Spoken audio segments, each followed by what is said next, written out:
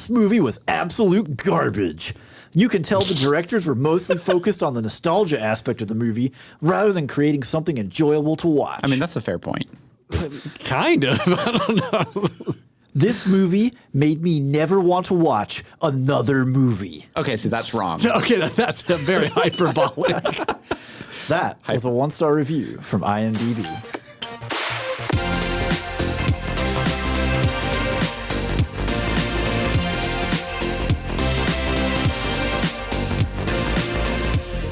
Hello and welcome to Spoilers Intended, a podcast about series and films. I'm Steven, joined as always by Andrew. Hello. And Ryan. Peaches. It's me, Andrew.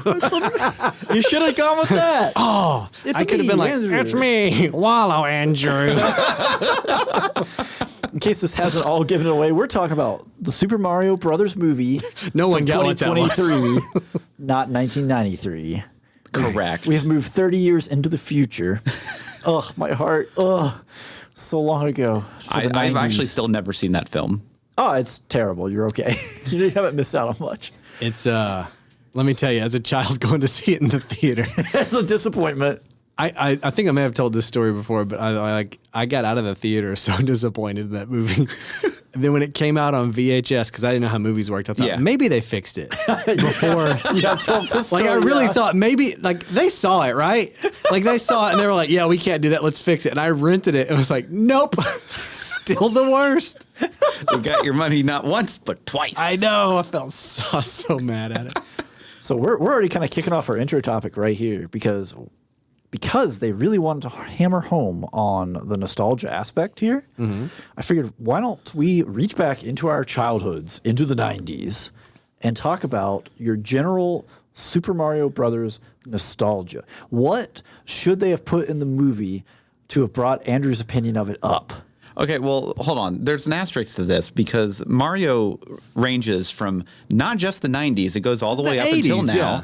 Some of my stories are from the 80s. Yeah. I mean, it's a massive franchise. This is 20 games plus in this franchise. So my story is not going to be from the 90s. That's fine. You don't, it doesn't have to be. You could be the hipster. You could be different. It's from last week. When he went to see Super Mario Bros. Well, Andrew?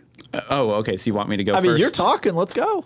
Sure. Okay. So I've never been good at platformers. Yes. I'm very, very bad. We've had this discussion. With your thumbs, come on. You know? Like, however, I am very good at racing games. And Mario Kart, I never actually played the original Mario Kart that much on Super NES. That's great. it But was really good. I love it. I Open played a whole new world.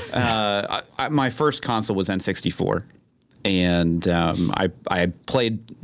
We actually never owned Mario Kart 64. We just rented it every once in a while. So I had a lot of fun with that. But I didn't have a lot of. You probably spent as much money renting it like 20 times. Bought it, like, you could have just rent bought on here. So did you play any of the older Marios before you owned the N64? No. So you didn't have friends. You go to their house and play anything. I didn't have a lot of friends when I was a kid. Well, this got sad, but okay. Every time You could have just said no. But every time we go into like childhood stories, Andrew is just depressing. Like, No.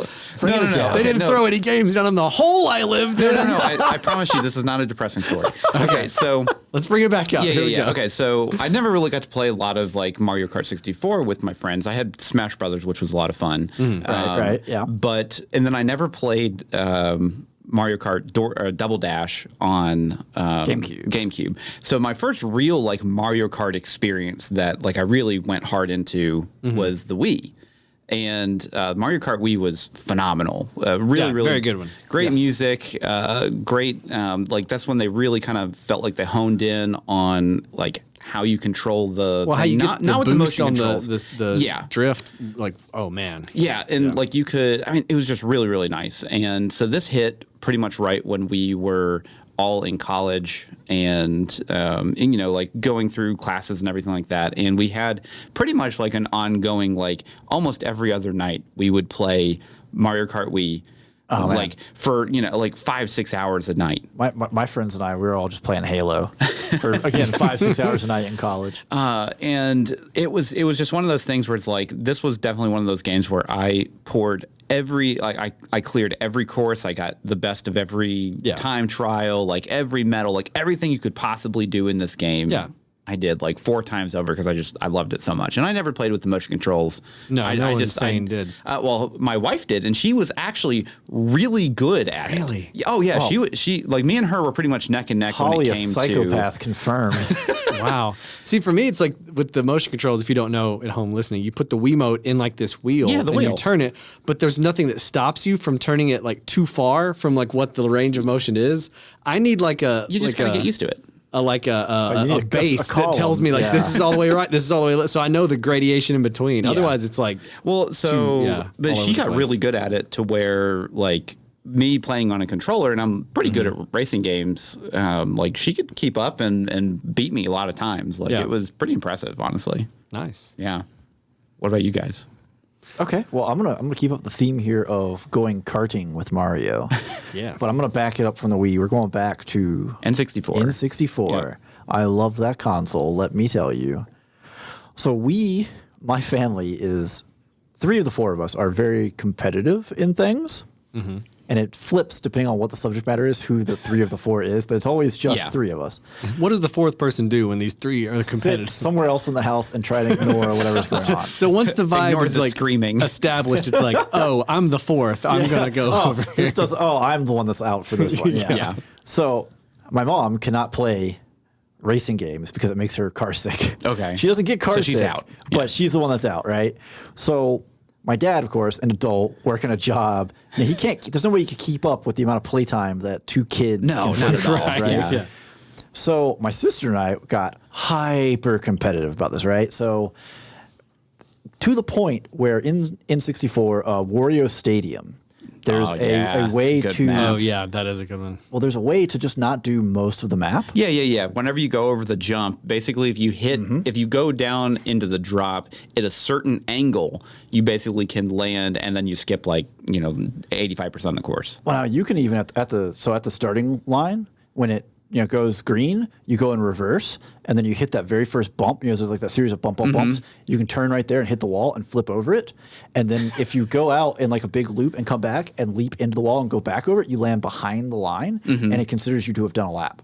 So you can run an entire lap as far as the game is concerned in 7 seconds. Dang. So let me tell you right now, if I could find my N64 and put the card in, my initials on every single lap leader for every race in the game. Except for Wario. Except Wario Stadium, because my sister has a whole string of 21 seconds, 21 seconds, 21 seconds. I can't compete with it, right? So how did she figure out you could do that? I don't know where. I feel like we found it somewhere. Like Probably Nintendo Power. Yeah, I don't Because see. this is like pre-internet, right? Yeah, it's right, like early internet. Early internet. I don't It's totally definitely Nintendo know. Power. Because we didn't have like Nintendo. We didn't get that. We didn't really ever have like Prima Game never Guys. did I either. don't know I was a where. poor kid. I know she didn't just discover it on her own. She got it from somewhere, but I don't know where. But the main thing was she practiced it so much that she could just do it. Just boom, boom, boom. Yeah. That's the stuff though that like those older games I always get tripped out about, like where like someone figures out like a cheat code or something, and it's like, how did you figure? And then it just spreads like word of mouth because there's no internet. Everybody else is trying it, and it's like this urban legend. And you're like, I gotta test this out when I get home. Well, like the if you're familiar with Star Fox 64, where you could basically beat the whole game like essentially 3 times, to where you had to get like gold medals on each one or whatever, and then you could play as the basically as like Star Fox or Peppy or whatever on the ground with a bazooka in multiplayer. Yeah.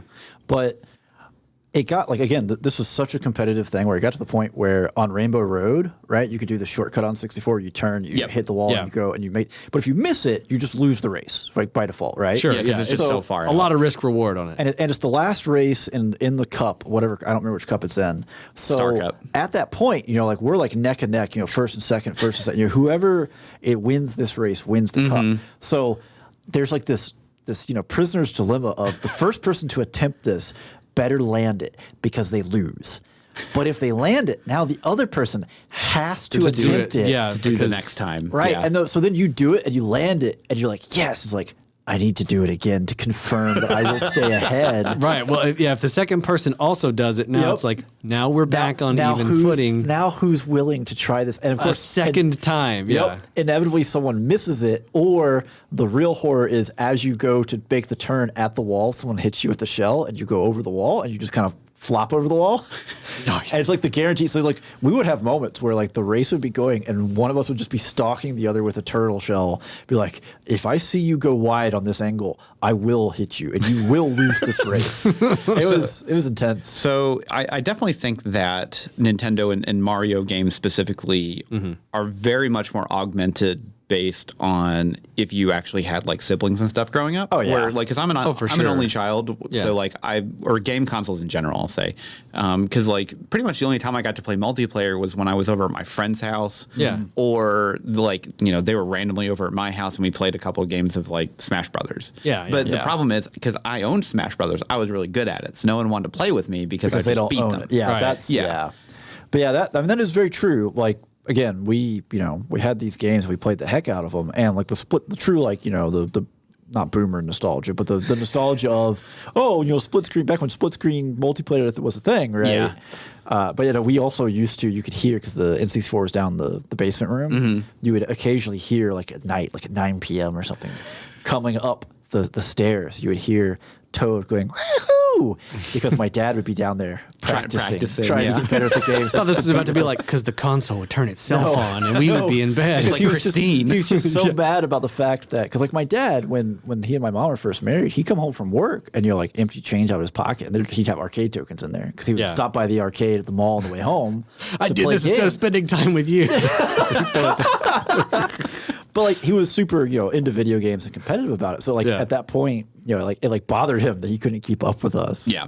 Well, again, it's not fair when you have a kid that sits at home all day and then plays like 6 hours in a row. 3:30 He comes home, he's worried about work.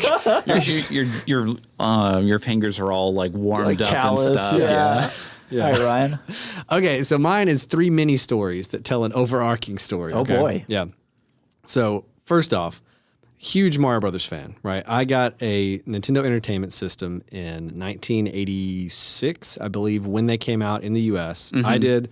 My cousins, John and Corey, did. They're like the same age as me, roughly. One's like slightly older, one's slightly younger. And my other cousin, Dwayne. All of us got them the same year. Our parents like coordinated it. And 86 was the year that they like went hard. You had the Duck Hunt and Mario Brothers double pack-in. Yeah. And it was like the NES year, because it had been out like I think a year before, technically. Like a soft launch, didn't quite work. They repackaged it with that stuff. I think I have to look that up again. Well, now we just gotta double check. Yeah, double check it. But like maybe it wasn't a year before, but it was like that was the Christmas push, was the Mario and the Duck Hunt bundle, right? And so we all three got the bundle, played Mario a lot, right? Huge Mario fan. That is to say that in the theater I went to see The Wizard. It was one of the few movies that I got to actually go see in like theater, because we didn't go to the movies a whole lot when I was a kid. We had a very terrible theater in our hometown. The closest one was like a 45-minute drive, like a good theater. Yeah, it's a great film. Saw The Wizard, and I was like, what are they playing? And it's like Mario Brothers 3. And it was the first time like I had even like thought that it was like a soft release or announcement of the game. It was. Like was the preview of Yes. the fact that they were making a third one, was the fact that it was in the movie. It was such a huge deal back then, man. I was in the theater losing my mind. yeah. Because they have this video game tournament at the end of The Wizard for people that don't know. And it's like the game that they have to play to compete is Mario Brothers 3, which is unreleased at the time. Yeah, so like the whole conceit of the Wizard is kind of like an Iron Man of gaming. You need to be the best at all these different games, and then they provide them with a game that no one has ever played before. Yeah. And so they throw Mario Brothers 3 on the screen. I lose my mind, right? We leave, and I'm like, let's go pick it up. Let's go to the toy store. Yeah. And it's not out yet. Yeah, right? So then the ads for Mario Brothers 3 start hitting. Do you guys remember the ads? I know. I don't. I was too young. I don't. It's a bunch of people just chanting Mario. I do remember this one. Yes. And they start flipping over squares, and it zooms out, and you see North America, and you see Mario's face. I cannot describe to you how hyped this stupid commercial got me. They didn't even show any gameplay, I don't think. I think it was just like people screaming Mario. And I was just like, fever pitch, right?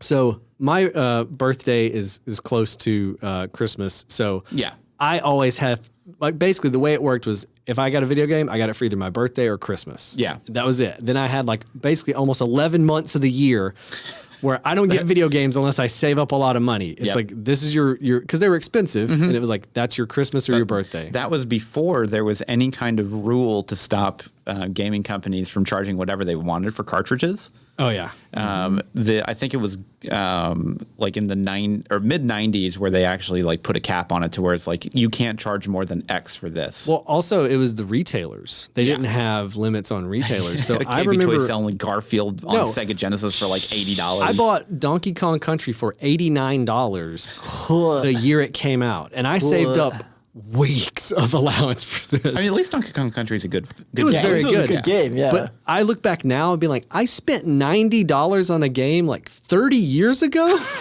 and now I'm like, That's like $69, and I'm like, inflation. That's like $500 or something. So, anyways, Mario Brothers 3 commercial comes out. I go over to my basically it was like a family friend's house, and they have kids, and they're like, oh, they're playing games in the the bedroom. Go see what they're playing. They're playing Mario Brothers 3. Oh. Okay. Now my parents had done a very good job of hiding from me that this game had come out. Oh. Because there's no internet. I don't have Nintendo Power, so I'm just living in my little bubble, not knowing, and they're saving it for my birthday or whatever. So this kid's playing it.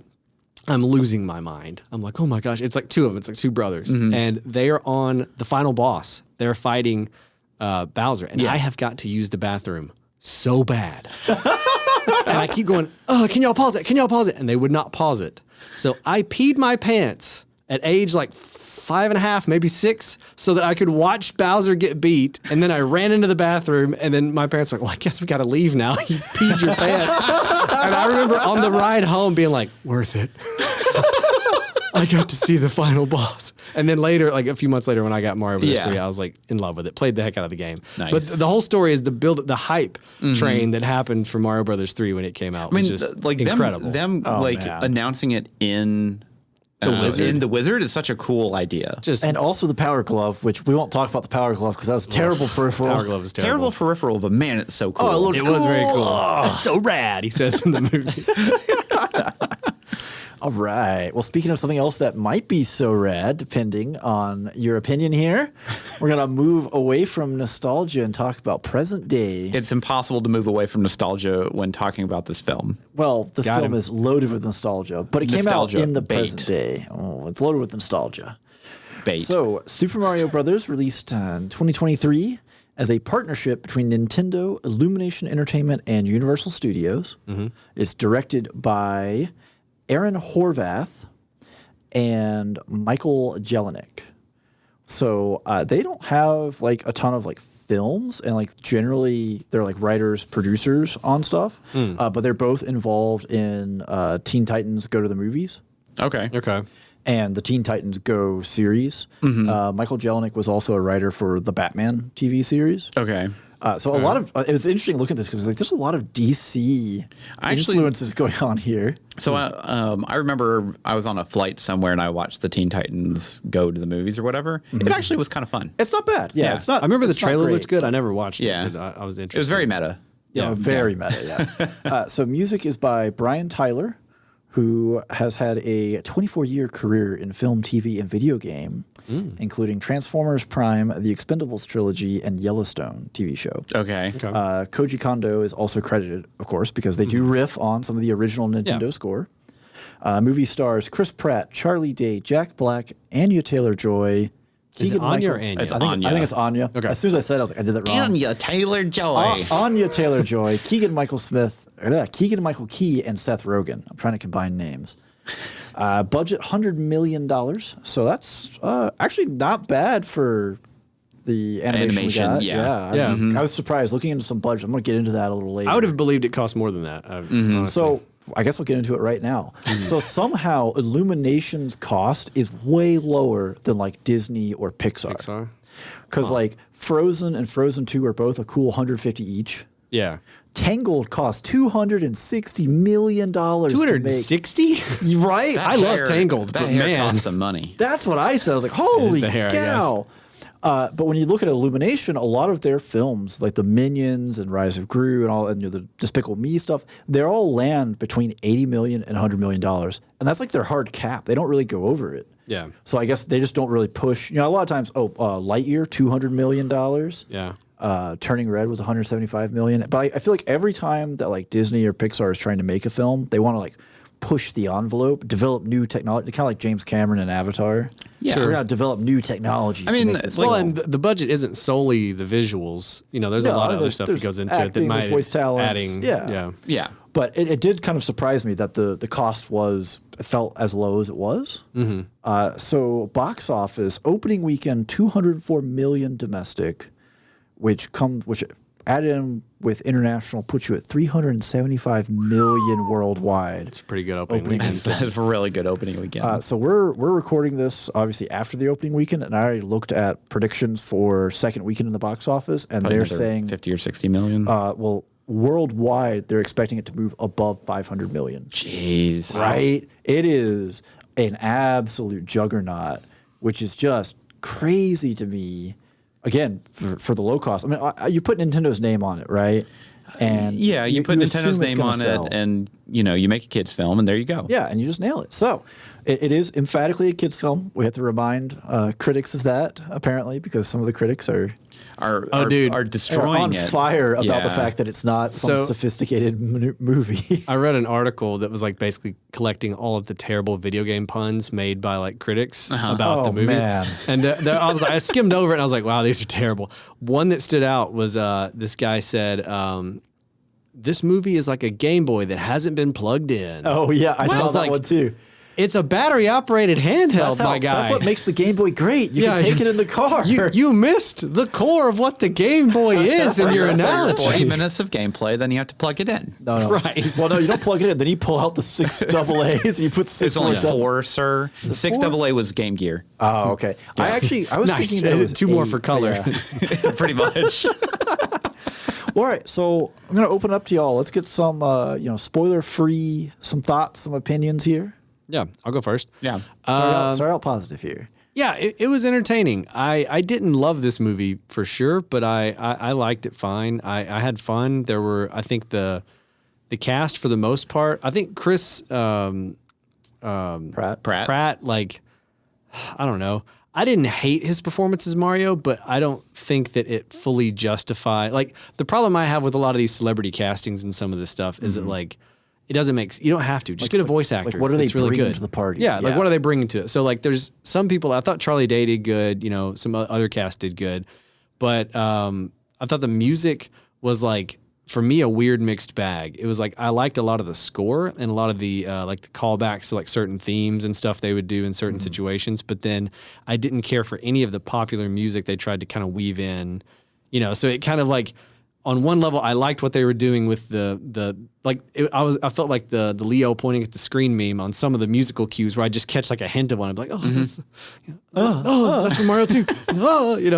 And then I think the story for me is the weakest part of it. It kind of really doesn't do a lot, which admittedly, the Mario games are not about the story. They're obviously platforming. It is what it is. So it's not like they had like a rich tapestry of like, It's not Last of Us. Yeah, it's not Metal Gear Solid. Yeah, Last of Us. Like, we have this rich thing to pull from and adapt into a Pull out a Final screenplay. Fantasy Yeah. story. I guess or I just whatever. expected a little more from the story than what they gave us. It felt very like surface level, inoffensive, It's just very like basic, point A, point B. standard. Yeah. The game of Mario with a little bit of a frame put around it. Yeah. and that was it. Yeah. And there was definitely some, I would say, nostalgia bait moments that were like, just trying a little too hard to be nostalgic. But then there was other moments that we'll get into after the spoiler wall where like, man, if y'all had done nostalgia on this, that would have made the scene better. And Yeah. they didn't, so it kind of, that they made interesting choices. yeah, for me, it was like some of the choices worked, some of the comedy worked. I thought the visuals were really good. I thought it looked good. But then, yeah, there was just other choices they made here and there, like some of the pop music, and then some of the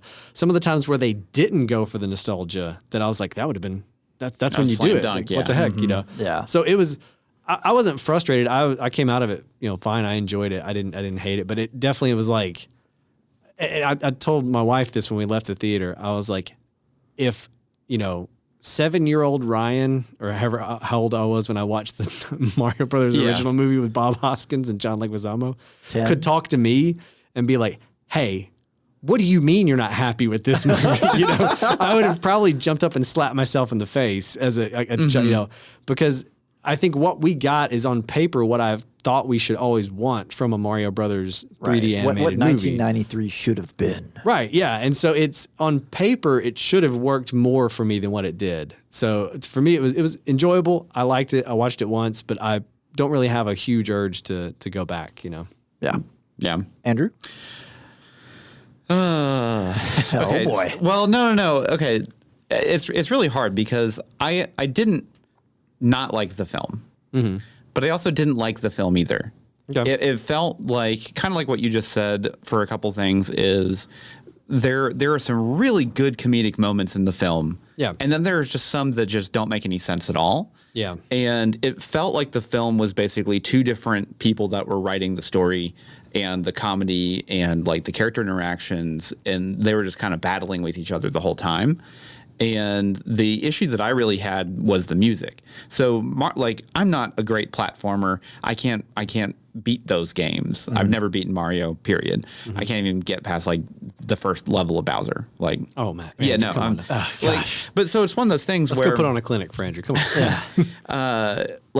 but the great thing about Mario, specifically the franchise, is it has phenomenal music. Oh, yeah. Some of the Killer. best, just over the course, like you go from the original NES all the way up till now, and every single iteration is phenomenal. And it's all really memorable. Memorable, yeah. Yeah. And the problem is that they basically used none of that.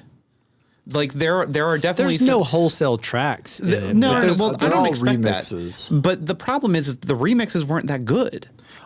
I thought some of them were fine. Some of them were okay. Yeah. There was like maybe one track in there that I was like, oh, this is kind of fun, and then everything else just never hit right. The pop music was absolutely terrible, and that like felt I like those were like, and weird this choices. is the second that they started adding in pop music into it. I'm like, oh, okay, this is actually a kid's That felt film. like more of like an Illumination choice. It is to me. yeah, 100%. Yeah. And like good job for Illumination for one, making, I'll say quotation marks, cheap films and making a ton of money because clearly you're doing something right here. Dude, the return on investment on their films is absurd, right? Yeah. Like Rise of Gru, $80 million to make it, and it's like $940 million box. I was like, what, are you kidding me? Yeah.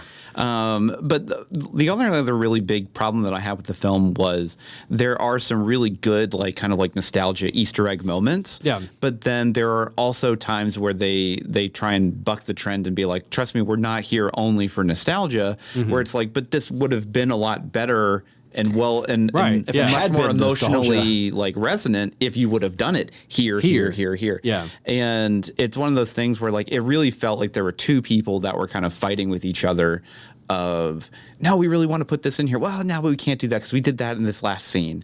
And I wonder, do you think it's maybe that like Nintendo of Japan and Illumination were like maybe going possibly. back and forth a lot on Maybe, what they want in the movie? But I'll definitely say this, and like again, I didn't hate the film. Yeah. It was just one of those things where it's like I just wanted something that was. It doesn't even have to be like this, deep story of a film, but I need something. Like if you go and look at other, I'll say comparable films of like Wreck-It Ralph, which is based on video games. Oh, yeah. You have this great emotional core in there, and you still have a lot of fun little references and little Wreck-It bits and Ralph bits. is a very adult movie. It is. That still feels like a kid's movie. Yeah, and Yeah. then you have, let's say, we'll go to other kids' films of like, Emperor's New Groove and all these other kind of, stuff that just like this just didn't have that heart in it. I think Wreck-It Ralph is the perfect example of that. Of like, I remember when I watched Wreck-It Ralph, being like, I was this, blown away. Just do this, Like, but with yeah, Mario. like, wow. Yeah. Yeah, and that was kind of the thing because I was like halfway through the film and I was like,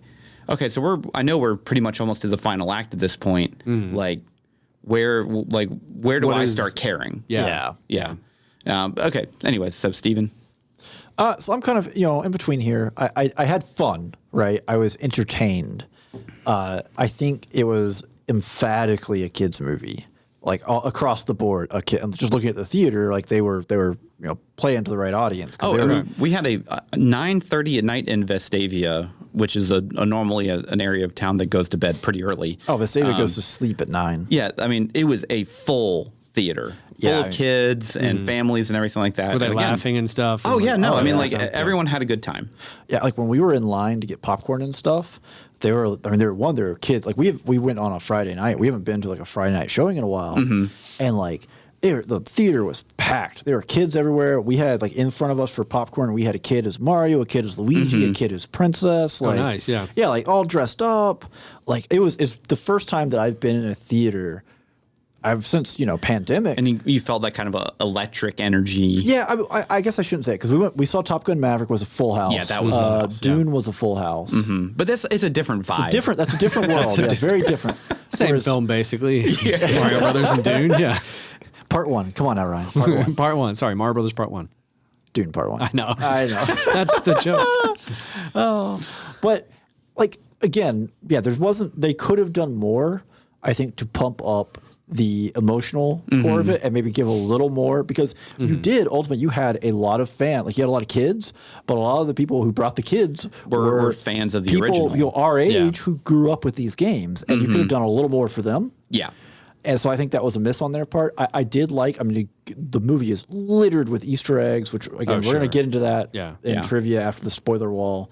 But like, I appreciated they put some special emphasis on certain parts that worked, but they're, like y'all were saying, there are other parts where it's like, man, you could have really like dug at me here and you just didn't. Yeah. Yeah. You and missed it. Something that, like you said is perfect. Like this is emphatically a kids movie. And I feel like the modern landscape for kids movies is, again, kids are going to like it almost no matter what. If there's flashing lights and noises on the screen, they're going to enjoy it. They're great. Yeah. Right? So like for, adults that are watching a kids movie, it's like this is either going to be mindless and, a kids movie, or it's going to be something like a Wreck-It Ralph or something that has like extra layers to it that the kids still like because it's still flashing colors and, But you get just a little more out of it. Like I'll even stay within Illumination, the first Despicable Me. Like that is a great film and it has lots of adult comedy and it also has a lot of stuff that kids and adults can relate to. Yeah. And it's just a better story overall. And that's what I think this film was kind of missing, is it just didn't have this emotional core outside of the fact that, Bowser's the bad guy, Peach is the good you just have to root for the good guy. Like, I don't know. And we'll get into more when we get past spoilers. But yeah, that's my general thoughts. Steven, do you have anything else to add on that? Well, no, I was just going to say, so anyone here planning to rewatch it? Would you recommend it? I think it's worth seeing once. It's definitely worth seeing once. I would probably, especially if you're a Nintendo fan. Yeah, if you grew up if you were crushed by 1993 Super Mario Brothers, this is what you needed 30 years ago. A little bit of a redemption. Yeah. I think that whenever it comes out, like on streaming or whatever, and it's on a free source that that we're already paying for subscription wise. Yeah, if it hit Netflix, I might throw it on. Yeah, we'll throw it on. Yeah. But like, it's definitely not a film that I would want to go like just turn around and go right back into seeing it again, like I was with Dungeons and Dragons. Right. Yeah. And like for me, like the idea of like, would I ever buy this to own it on like 4K Blu-ray? No. But they could have very easily gotten me to buy it if it was a very good movie. Because I have so much nostalgia for Mario. I am the 40-year-old like old man nerd that like is. He's got a big life-size toad statue. I hand carved it out of mahogany. It's made of real mushrooms. Mahogany. It stinks terribly. But I could have been that guy that would have very easily lined up to get this on Blu-ray when it came out if I had enjoyed it and been like, yeah, let's rewatch it. But yeah, now if it's on something I already subscribed to, I might check throw it it out. on. But I'm not going to seek it out, I don't think. But I will say though, from the perspective of it being a kid's movie, right? Like our first, the Nintendo logo hit the screen and like the children were screaming, like they were primed and ready. Oh yeah. So they like were so full of jujubes. Oh man, so much sugar. If you have a kid who is a Nintendo fan, right? Like it's gonna work for them just by default. So, that's maybe something, take the family, whatever. That's something to consider. But yeah, I think if it was just like me, 39-year-old man, it's like, no, but I'm going to go see the movies tonight. Like, that's not going to be my choice. Yeah.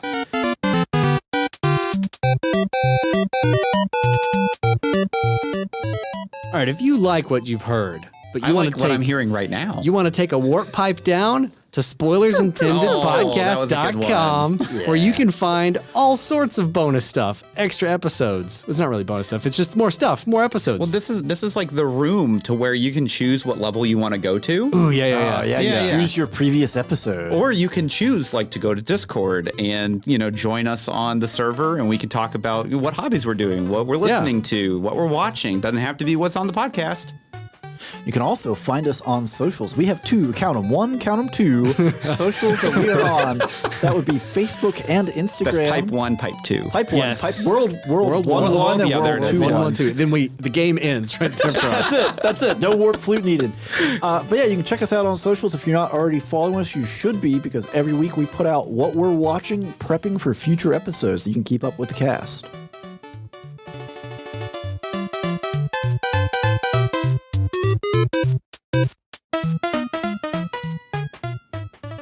And we are back. We have taken the warp pipe down into the underworld. This is now spoilers all the time, everywhere. That's your warning. If you don't want to be spoiled, get out. Come back later. So is this World 2 or World 3 now? No. This is like the warp pipe. The special warps you go behind the wall. We're jumping straight to World 7. Oh, okay. Going all the way. Yeah. Let's go. So we have like people that are throwing hammers at us. We have the little spiky There's turtles. at least the Hammer Brothers are somewhere present. Yeah. Absolutely. So before we get into it, I'm going to kick us off with just a little bit of trivia. There's not a ton out there to find because it's a fresh brand. We don't get to have 40-year-old stories of people who hated each other. Yeah. But we're going to kick this off with the obvious answer here of the film is absolutely littered with Easter egg references, right? So we got Punch-Out Pizza Parlor, the Jumpman game, which is the original name for Mario. His grandfather, or the owner of the pizza parlor, was his original costume. So, yes. And it's also, wasn't that voiced by Charles Martinet, the original voiceover? Yes. So the guy in the background is the original voice actor, and also his dad is Charles Martinet. Oh, he's both of those he's guys. both. Oh, sweet. So he got a decent role. Nice. Yeah. Because I know people were upset. Oh, why would you cast Chris Pratt when he's right there? Yeah. You got him. He's right there. They had a reference to Duck Hunt. This is French. I'm going to butcher it, but there's a restaurant called Chasse du Canard. Oh, wow. Duck Hunt, literally. It also has the logo. Mario plays the classic Kid Icarus when he's at home. Yeah. Yeah, that was an easy one. That was, I was like, oh, that's, yeah. So also kind of going to the whole family life. The whole family life, right? So Mario and Luigi's parents are based on sketches by Nintendo that have never been used in the game. Oh, that's cool. Oh, yeah. So at some point in the past, they created, what if we ever introduced parents? Like the family, And so they've just had these sitting around. They're like, pull them out. Yeah. So that's There's a lot of Nintendo source documents where they just have artwork of random Oh, of course. characters. Yeah, I mean, that's what you do whenever, you're a company like that. Yeah. Yeah, totally. So a fun one here, right? So the film was originally scheduled to come out December of 2022. And it was pushed back to April, obviously. Avatar. Probably, yeah. Yeah. But McDonald's did not get the message. They did not get the memo. So their Happy Meal toys still released in January. Oh, really? Yeah. Wow. I thought that was hilarious. Well, it's possible that just because of the way supplies and stuff works, they can't change. Yeah, they just can't stop it. Yeah, they're just committed at that point. But it was pretty funny when I saw it. I was like, because of course I don't pay attention to what's in a McDonald's Happy Meal. You sure? Yeah, I know. I see you going to McDonald's all the time. I was going to say, you have a pocket full of McDonald's toys right now. I know, They're just rattling around everywhere you go. So interesting to me, because we'll get into this in performance, but so Chris Pratt and Charlie Day were both told, one for Chris Pratt, he was told his accent was too New Jersey or Sopranos to start. Like they told him, fix this, tone it down, we don't like this. And Day apparently he was told to sound a little less Goodfellas. Could you be a little less Goodfella? Apparently they went hard on the Italian mobster in the initial recording. Well, I mean, if you're not an Italian and then you get a role to play an Italian, Right. probably the closest thing you have is mob movies. The Sopranos. Pretty much, yeah. Kind of break out the Goodfellas. Yeah. Let's go look up, The Godfather. Why not? Just. All right. Well, that's enough trivia for now. So how about we go into spectacle? It's a pretty film. Yeah, I liked it. I mean, it's very hard to complain about a film that rendered the characters very well. I thought. The only thing that kind of stuck out to me a little bit was Peach. Whenever she talked, her face stretched a little bit too much. It was the mouth part. It was like the rubbery. yeah. And that like it kind of threw me off for a little bit the second that she started kind of like talking initially, and then you get used to it at the end or towards the end of the film. But it's like they were trying to over emote, maybe a little bit, something. Yeah. Yeah, I mean like the visuals were really good, and I love the effects that they had for the lava that was falling from Bowser's castle and that stuff. That was really cool, and I did like the I guess the rendering of like the Mushroom Kingdom, which was really cool. I loved kind of like all the little like tidbits and stuff that they had, and how they incorporated a lot of the platformer aspects into just like their daily life. Yeah, just normal life. Just ride the tubes. And I thought the castle, looked really good for like. Well, that was the N64 castle. That's what I was gonna say. Like they took the 64 castle, but like I kind of wish they'd have made it really blocky, like straight up like the N64 castle. But yeah. Like see, that's the thing. Like there's little touches like that I think that they could have added in to give it a little bit of a little bit more of an edge to where like for someone like us, we're older fans that are going to see this, not with our kids, we don't have any, but.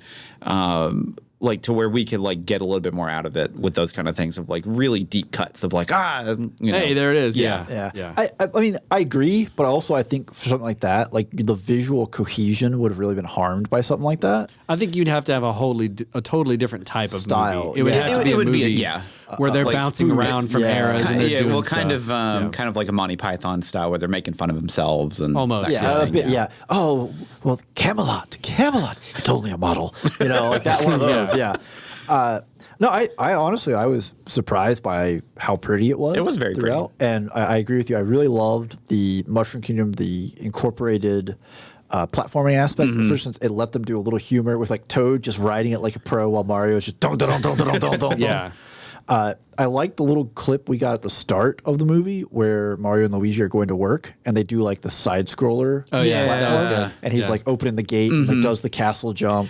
Well, stuff like that was well done. Well, and you got some really fun little bits in there because it felt a lot like the Mario Wii game that they played where you could have two people on the same thing, kind of doing the same thing. And Mario Brothers. Yeah, and then later on when you have Donkey Kong and Mario like going up to save Princess, you have another side scroller part where it's more traditional of like the original NES. Right.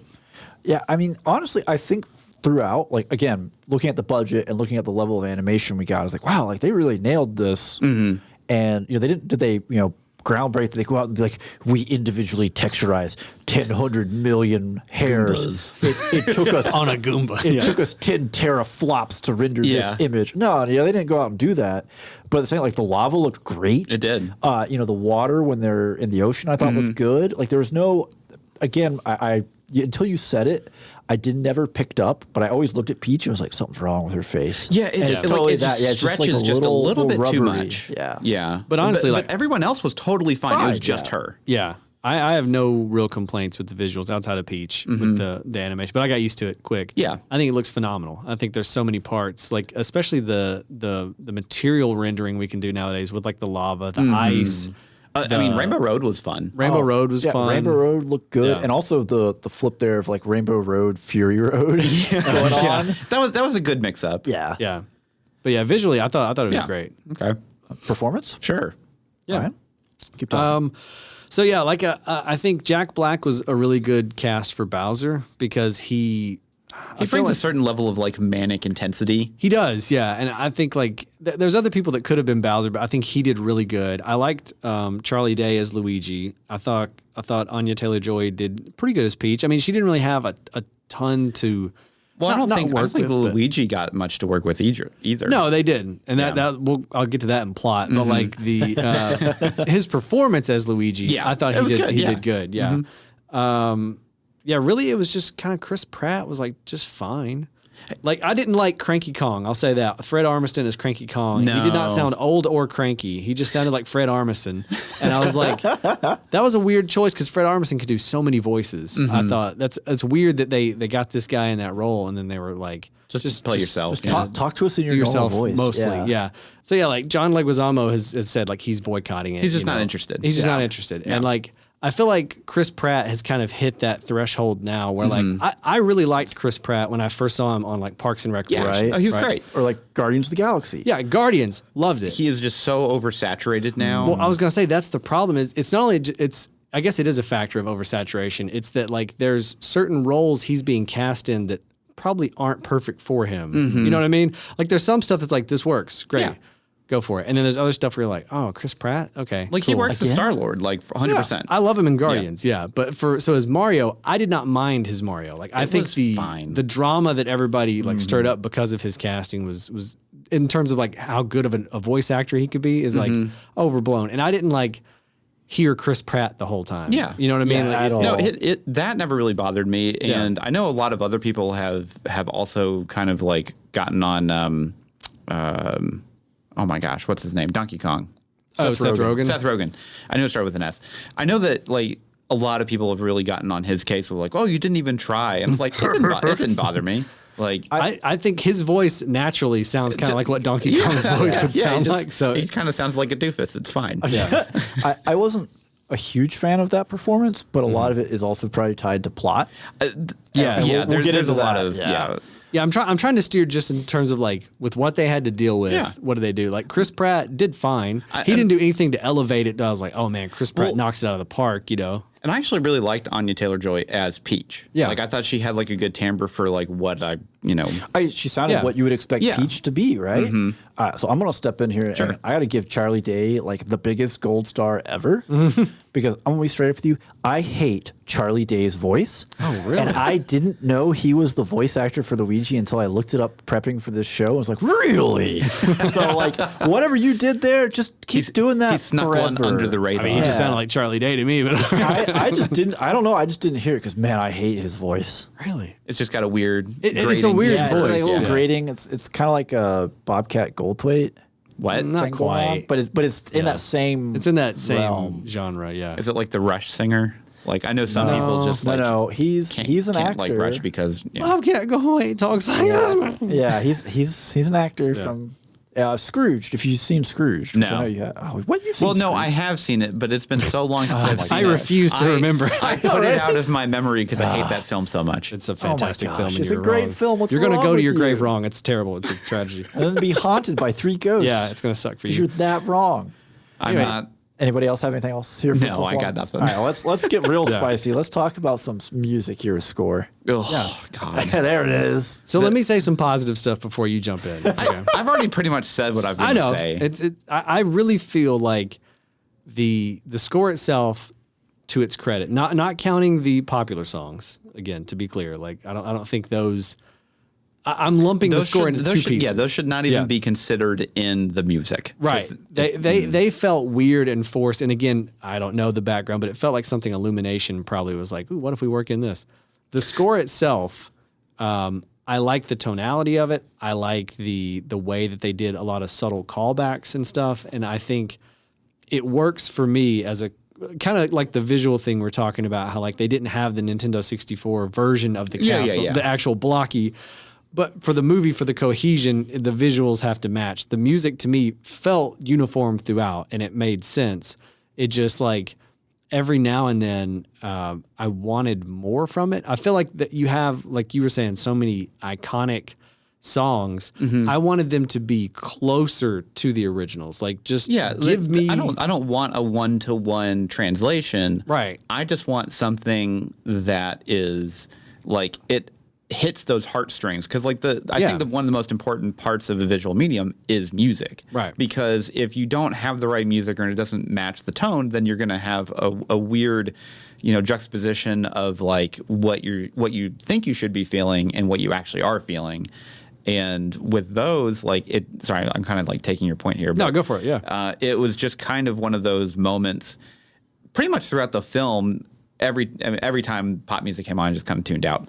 But but every other time, when I'm watching it and going through these scenes that just have like it's like action music or whatever music in it, they just never went far enough, and they made it too contemporary for a normal just kids film.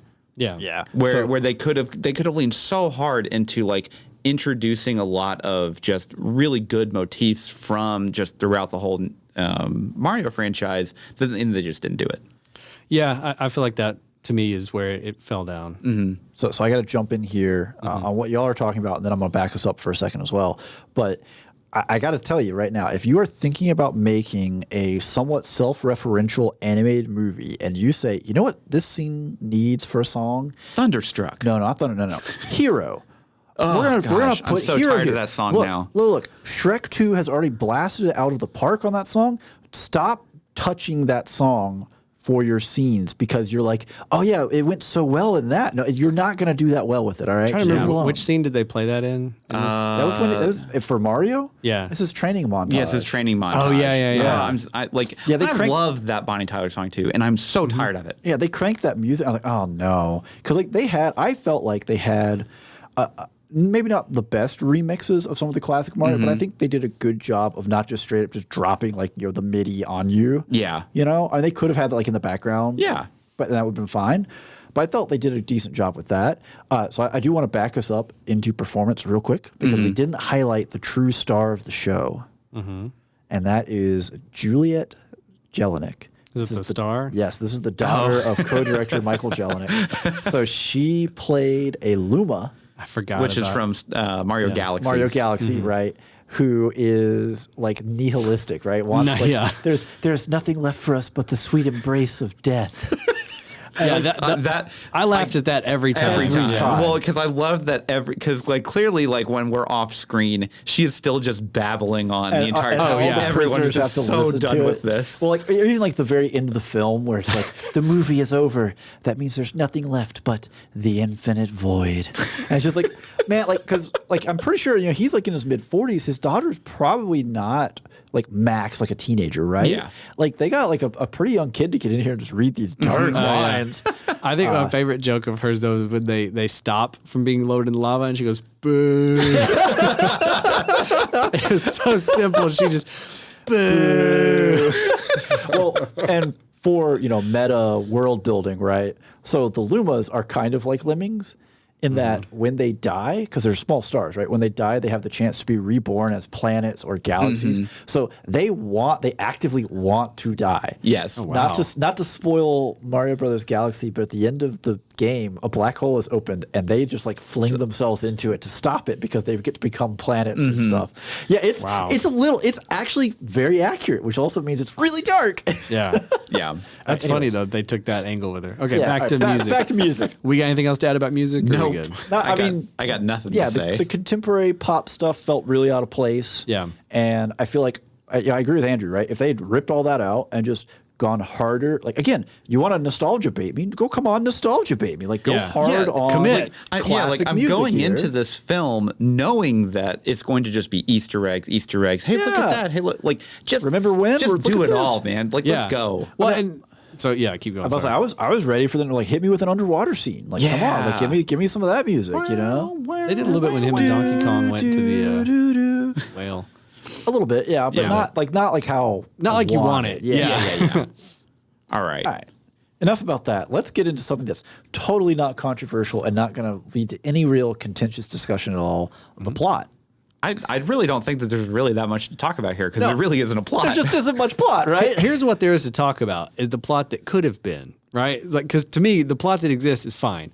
Where I think they messed up, like the biggest mistake, was in separating Mario and Luigi. Oh, I felt like 100%. when from the they were start. together on screen, it was great. Like the chemistry Chris Pratt and Charlie Day had, it was good. Was great. Yeah. And like that opening scene you're talking about, where it does like the side-scrolling thing, watching them, like, really do fun. The plumbing commercial, and then at the end when they do get back together, it's great. And it's like, I understand what they were, I think, going for of like, we don't want it to just be rescue the princess. We don't want Peach to be just this damsel in distress. They made her like this very, headstrong woman. Capable. That's fine.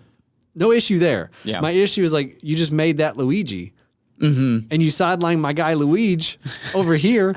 And then those were the two people that, to me, it's like the brother aspect of it was supposed to be the emotional core. Yeah, it was. And it kept feeling like it couldn't be because we didn't get to see them interact enough. And then they kind of like on just the outskirts kind of flirt with this Mario and Peach might like each other aspect of it, but they never committed. They never you know what I mean? Yeah. And then So you don't get really as much of the brothers as you want, and then you don't really get a love story either. So it just kind of happens. The movie just kind of happens, you know? And it's fine. Like plot wise, there's no glaring plot holes or anything really huge. It's all magic anyways. It doesn't matter. Right. Like, you can't really have plot holes when it just like, you're just like, oh, we have a secret pathway that's just nothing about the about the world we're in. And they're just like, well, we just go this way. Like, okay. Okay. Yeah. When it's a Mario Brothers movie, you shouldn't be like, Yeah, you're not trying to be like, well, how do they teleport from over here? Right. The warp pipes or whatever. Yeah. But I mean, to your point, right? And not to trope Princess Peach or like make her a trope, because we ended up with the desired, classic Mario Brothers story of Princess Peach has been captured by Bowser and he has to rescue her, right? Like we still ended up there. I think the way they got her to that point was much better, where it was her choice, like a sacrifice for her people. Yeah. I think that was good.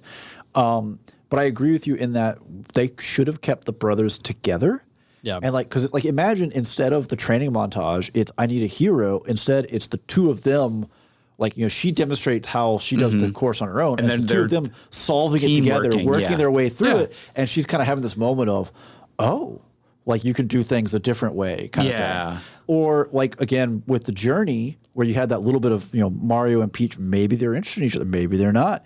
Well, instead, what if Peach is totally oblivious to the two of them? In the background, they are tooth and nail at each other because they both think she likes each other, right? Yeah. Oh yeah. And then it's a rift for the brothers to bring them back together, right? Like an emotional rift, which gives you again way more to work with for that we didn't get. However, all the Bowser bits were perfect, no notes. Yeah, I thought that was really good. Yeah, I mean, he was it's definitely one of those things where he was really, really fun. Yeah, and Jack Black really brings that kind of character and the angle that they were going with, to where he's not he doesn't want it he wants to take over the world, but he wants to take over the world with the girl he likes. Right. Yeah, that's his whole angle. He handled the whole villain to love struck switch really well, a boom boom, instant side to side, and then also of course you brought Jack Black in, so let's have him sing a song, two songs, yeah. So that was great. Again, it's the perfect casting for that role because of what you needed that character to do. Yeah. So they did great there. And they made use of it. I feel that they probably wrote Bowser around Jack Black's style of character. I think they did. Yeah, a little bit. They leaned more into it. And I feel too, I haven't played the newest one, Mario Odyssey. Yeah. But I feel Bowser has a tuxedo in that when he's trying to marry Peach. So I think they may have pulled some of the inspiration from the newest one. But to jump back a little bit with the Mario and Luigi thing and separating them, I think the other problem too is you didn't need that because the call to adventure was already there. You've already established that Mario feels like he's small and he's not big enough, and then so they go to this magical world, and he could have very easily, him and Luigi both been let's make a difference here. We can't get back home. Yeah. Bowser's trying to take over. Let's stop him. End of reason to start the adventure. Go. You don't have to have, Luigi's captured, I got to get back to my brother. That whole plot line felt very strange to me. Yeah, just have the whole explanation of that you took a one-way pipe, right? Or whatever. And if you want to go back, that's in this territory that's held by Bowser. Well, who's Bowser? And then we go, we go into this, right? Yeah. Because obviously if you just go through the pipe and they're like, hate mushrooms, don't want to be here, and they both just turn out, the story's over. Yeah, run the credits. So I'm actually surprised that neither of you have brought up the fact that the final act of them fighting in New York. Oh, we're getting that. Was just absolutely ridiculous. What if they just murder half of Brooklyn? It took a turn of I was sitting there when they were he was leading the bullet around or whatever, and I was like, so wait, what's about to happen? Well, so and then it starts to suck them into Brooklyn. I was like, now wait, hold on, what? When it blew up, I was like, so how many people just died? Yeah, we just wiped out half of Lower Manhattan and most of Brooklyn. Because I was fully expecting them to use the power of the star to fix everything, and then that is the cost of them basically going back home, or they go back to the Mushroom Kingdom. Is well, we have to use the star to save Brooklyn. Yeah. That's what I was expecting, and they still technically did that, but all the destruction is still there. So what I thought was going to happen... Don't question it, man. They just killed millions of people. Oh, no, yeah. What I thought was going to happen was we left Brooklyn, and there was a huge water issue. The water main problem. Yeah. Totally I fine. thought what was going to happen is that you saw the remnants of where they repaired it. You saw all that when we first crash into this world and bring the explosion with us. I thought what we were going to do is they were going to solve the Mushroom Kingdom issue, get Bowser under control, warp back home just in time to stop, time stopped almost. You come back, they stop the pipe, and then Brooklyn's like, hey, the Mario Brothers did a pretty good job at plumbing, not knowing they just saved a whole, whole thing. Yeah. And then it's you set up for the sequel, they go back to the Mushroom Kingdom, but it's that was where I thought it was going to go. And then when they just crashed the entire castle and everything lava into the flying I lava was like, island. Oh, okay. Okay, so we're just got it. Yeah. All right. Yeah. That part did feel weird to me. Well, and so the other thing is too, whenever they do get the star, they they don't really do the actual star music behind it. It starts to A little It bit. does a little bit, but it yeah. doesn't But again, they didn't go hard enough to make it. Yeah, So, okay, we're on plot. Let's talk about all the places where they could have gone harder nostalgia-wise, real quick, before we go Does past that this. deserve to be in plot or entertainment? I think that's entertainment. Let's go entertainment then. Yeah, Okay. yeah. Well, let's just I have nothing else to say about the plot. I mean, it's plot's fine. It was what bare it was. bones. It was bare and bones. kind of strung together at times. It's a kids movie. At the end of the day, it's Yes. emphatically a kids movie. But that's the thing, though. There are other kids' movies that do it better. Right, but There are also other kids' movies that do it worse. Oh, 100%. So, just to call a spade here. We are middle of the road. perspective. Yeah, Perspective. See, I was about to make some snide comment about this is a $100 million movie. I would expect more. However, there are other $100 million movies that have done worse. $200 million movies I that know. have done So, worse. So, again, I will We reviewed digress. one not that long ago. rescind your point, sir. Okay, so for me, So entertainment. Entertainment. I was entertained. It was fine. Moving past that idea into the nostalgia specifically, right? I feel like there were multiple moments where they should have pulled more nostalgia and they didn't. One of the primary ones was when he goes to Donkey Kong's land, right? Yeah. They really made it all about karting in Donkey Kong's land as if we need an excuse for why people could come up with carts. Yeah. Everything in this world is magic.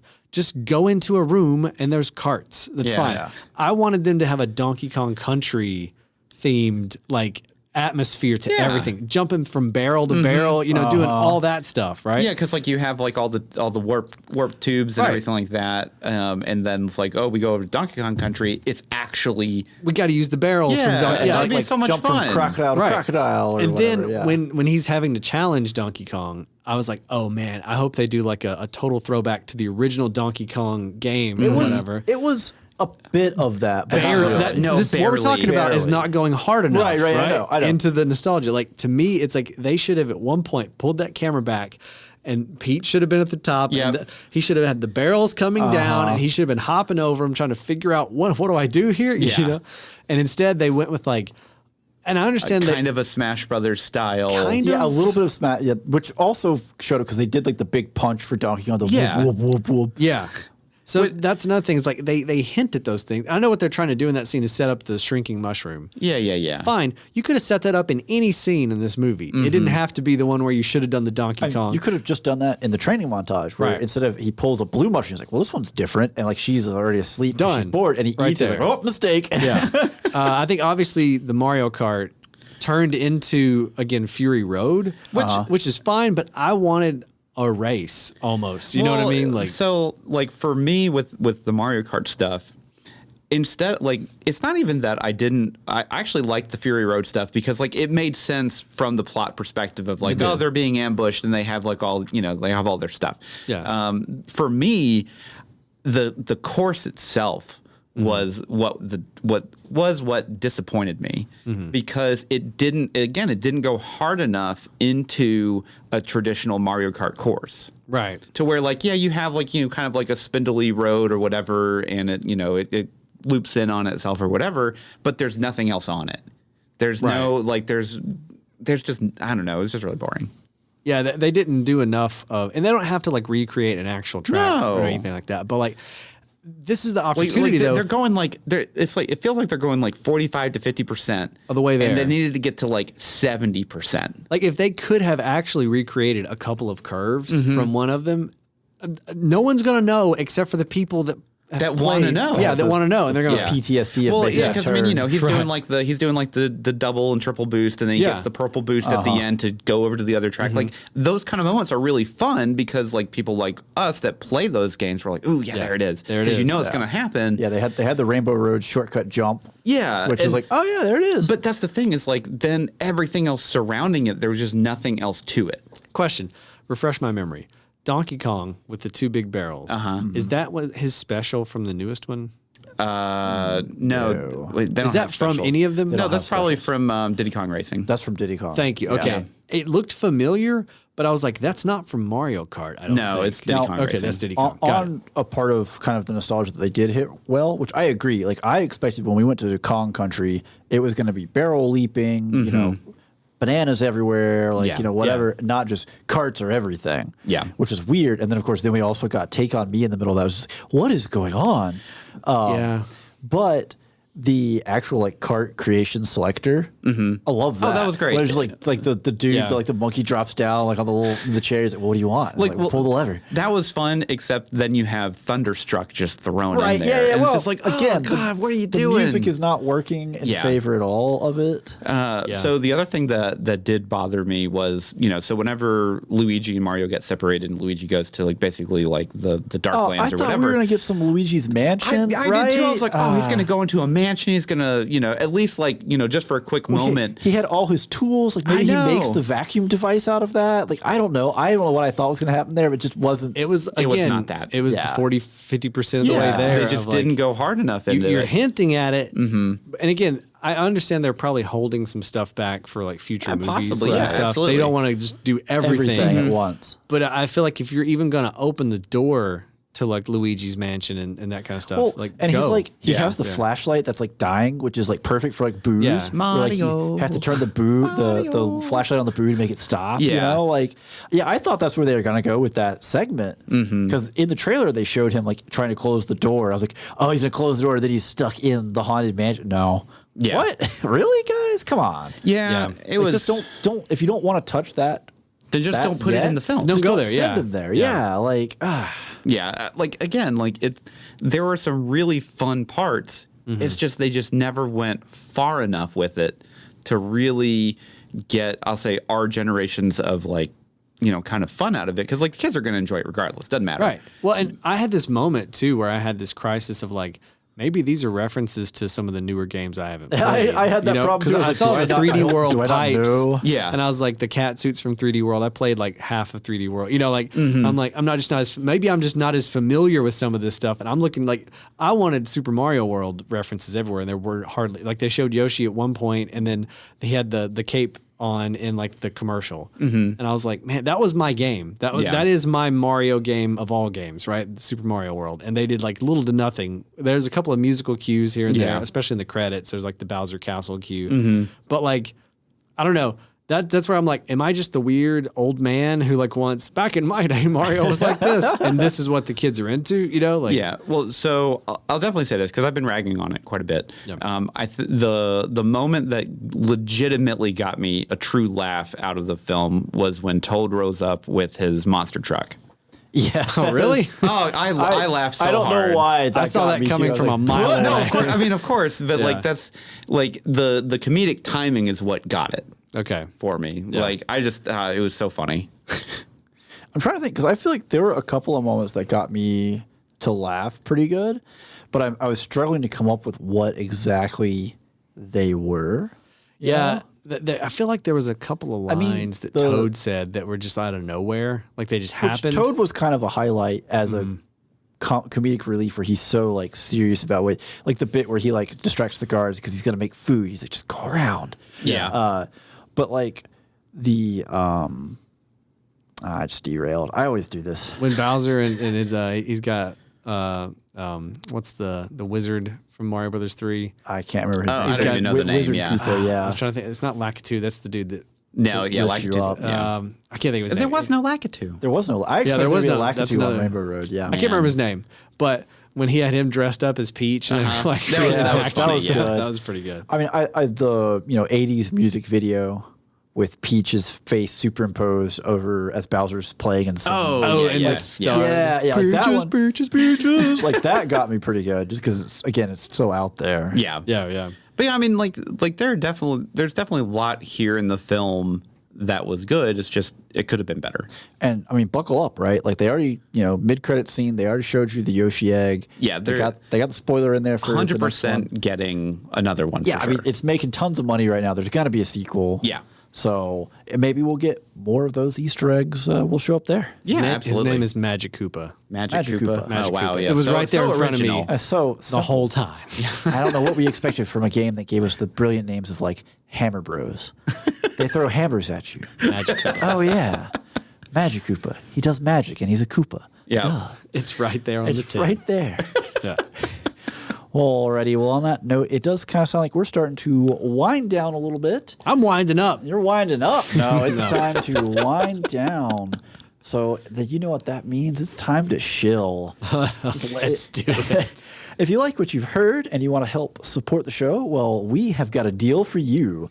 For the low, low price of just $1 a month, you can join the ranks of our distinguished, discerning, and intelligent patrons and get one bonus episode guaranteed every month, as well as access to all of our prior bonus episodes. And we do have some pretty awesome bonus episodes. We have a President's Day presidential fight club where we look at the portraits of presidents and we say, "Can we fight you? Can we take them? Can we win? Can we take you?" I like the soda tier list because we all had stomach aches after drinking. We sold out hard on that one. And well, that was the first time all of us had drank Baja Blast.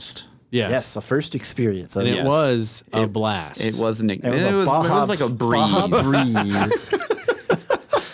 And to be real for a second, like if you do like our show, it's the Patreon is the most direct way to like support us. It's like it's so helpful. Can't stress enough. Thanks to all of our patrons out there. We do. Absolutely. We love our patrons. If for whatever reason you can't spare a dollar, totally fine. We would love for you to toss us a review, give us a follow, share us to your friends, your cats, your animals, horses, whatever. Anybody that listens to podcasts, and even people that don't. Yeah. Text them about us. Hey, have you heard Spoilers Intended podcast? That's right. What's a podcast? Teach your mother how to download podcasts on her iPhone. Yeah. For the sake of our show. Alrighty. Well, on that note, it does sound like all the time we have for this episode. So until next time, I'm Steven. I'm Andrew. And I'm Ryan. And every spoiler was intended.